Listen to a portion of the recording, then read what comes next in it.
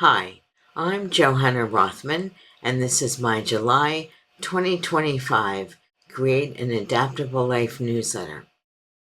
How can you manage your feelings to start a new chapter? Last week, Mark and I were on vacation in Key West. While we were there, we took several wind and wine sailing trips. At the end of each sail, the crew passes out dark chocolate pieces to enjoy with sunset and a nice bold Cabernet. This wrapper is from my piece of chocolate. Just in case you can't see it, it says, "Don't be afraid to start a new chapter." While I appreciate the sentiment and I enjoyed the chocolate, I'm not sure fear is what prevents us from starting a new chapter. I suspect that sometimes we don't know we need to start a new chapter. We often need data and signals to know. I'm going to start with data because I can't always trust my signals. How often do you assess your data? I'm a spreadsheet geek. Given my vertigo, I track a variety of health data to make sure I stay healthy. I am sure that does not surprise you. I also track my word counts for all my writing. I do that daily, weekly, monthly, and yearly. That's not all. I also track a variety of outcome-based business measures, at least weekly. That allows me to assess as often as I want to see if I am where I want to be. Even better, because I frequently check my various business-oriented data, I can treat all my actions as experiments.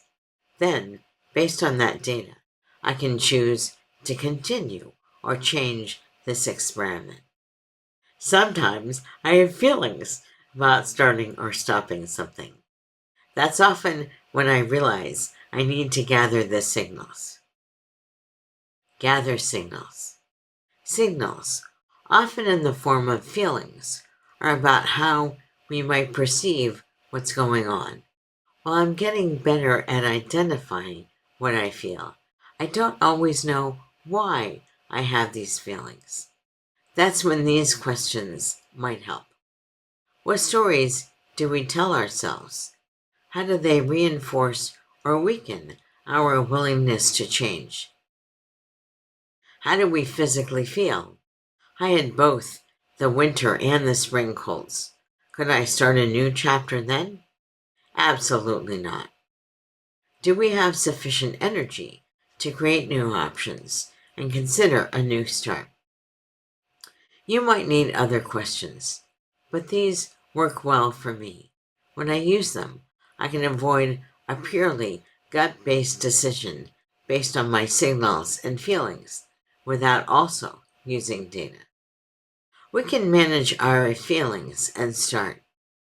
All of our data, objective and feelings, helps us choose when to create options and consider a new start.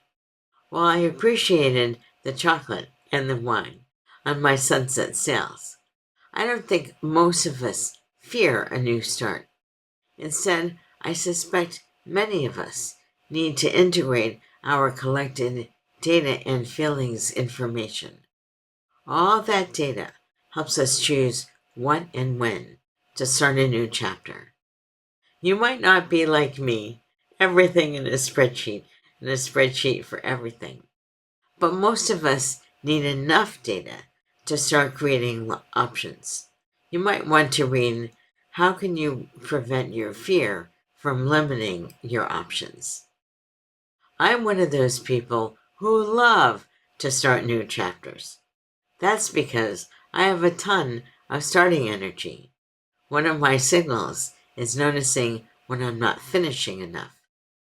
That's because I hate those last little bits that create a finished product. But finishing allows me to start that next project or chapter. That's how I manage some of my feelings to start a new chapter. Announcements. I have finished integrating the technical review comments for effective public speaking, how to use content marketing with stories to show your value. I need to have my computer read me the manuscript so I can see what does not make sense. Then it's off to my copy editor and all that finishing work. I'm planning a Kickstarter to publish the paper books. When I have a link for that Kickstarter, I'll let you know. If you're part of the Agile community, consider checking out the Agile Network. Link below. I have a discount code also below. Read more of Create an Adaptable Life. All the links are in the first comment. Thank you, and I will see you next month.